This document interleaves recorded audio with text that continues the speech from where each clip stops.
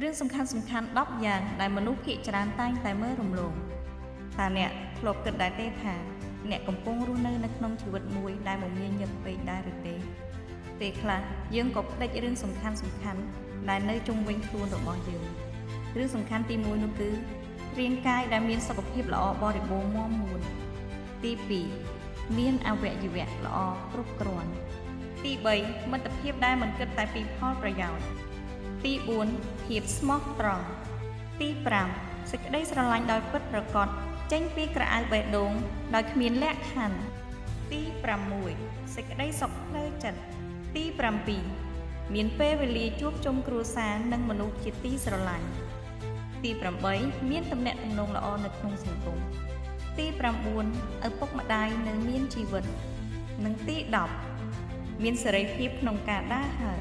ទាំងនេះគ្រាន់តែជាការសង្កេតមើលនិងបទពិសោធន៍ផ្ទាល់របស់ខ្ញុំតែប៉ុណ្ណោះសម្រាប់បងប្អូនមានយោបល់យ៉ាងណាដែរសូមខមមិននៅខាងក្រោមទាំងអស់គ្នាប្រសិនបើអ្នកគិតថាវីដេអូនេះមានតម្លៃសូមជួយ share ទៅកាន់មនុស្សជាទីស្រឡាញ់របស់អ្នកសូមជូនពរសំណាងល្អ